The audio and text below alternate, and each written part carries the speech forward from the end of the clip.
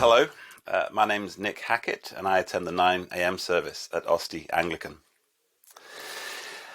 It's my great pleasure this morning to bring you God's Word, but before I do that, Nathan asked if I just talk a little bit about my role serving the TIGS community as the head of senior school. COVID is a challenging time for all of us, and it's no different in schools, as you can probably well imagine. We have had to take the entire day-to-day run of the school into an online remote environment, and that involves all kinds of learning, but also all kinds of thinking around what ifs and what could happen, and trying to plan for the unforeseen and the uncertain. It's a mammoth task. I'm well served at TIGS. We're well served at TIGS by great teachers and a lot of leadership potential. And so we do well to consult and to collaborate and to do our collective best to think ahead. It's not something I could do alone, clearly, and it's not something we could do without a real team effort. So leadership's really important in all of that. And so I guess if you could be praying for our school community, I'd love your prayers for our teachers to sustain them until the end of this very busy, very challenging term. I'd love your prayers for our students, particularly our Year 12s who have faced the most uncertain term, the most difficult challenge to the culmination of their, for some of them, 12 years in school.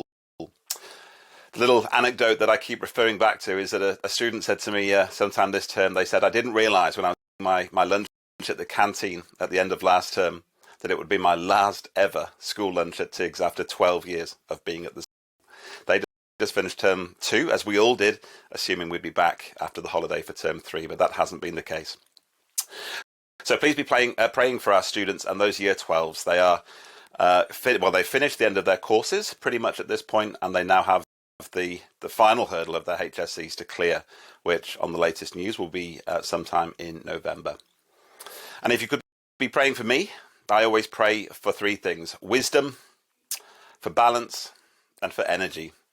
I want God to help me to make good decisions, to be able to balance the competing demands of my life, to be a great husband, or the best husband I can be for Libby, the best leader I can be at school, and to serve those around me.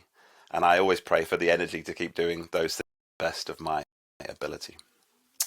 Jethro was delighted to hear about all the good things the Lord had done for Israel in rescuing them from the hand of the Egyptians.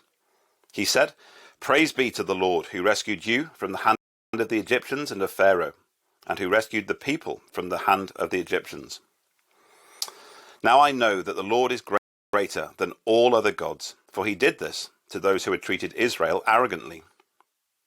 Then Jethro, Moses' father-in-law, brought a burnt offering and other sacrifices to God, and Aaron came with all the elders of Israel to eat a meal with Moses' father-in-law in the presence of God.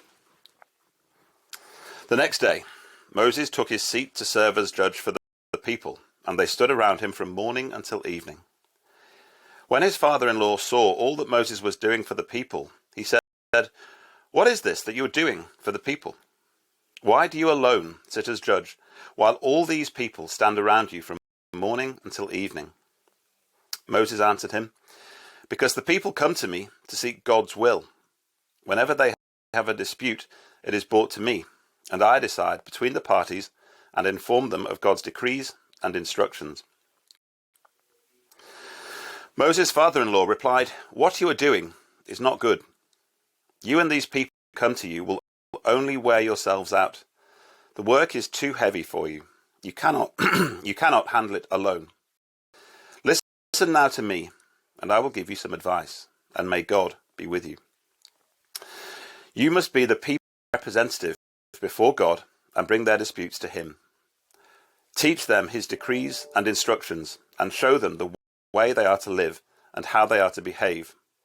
But select capable men from all the people, men who fear God, trustworthy men who hate dishonest gain, and appoint them as officials over thousands, hundreds, fifties, and tens. Have them serve as judges for the people at all times, but have them bring every difficult case to you. The simple cases they can decide themselves. That will make your load lighter, because they will share it with you. If you do this, and God so commands, you will be able to stand the strain, and all these people will go home satisfied. Moses listened to his father-in-law and did everything he said. He chose capable men from all Israel and made them leaders of the people, officials over thousands, hundreds, 50s, and 10s. They served as judges for the people at all times.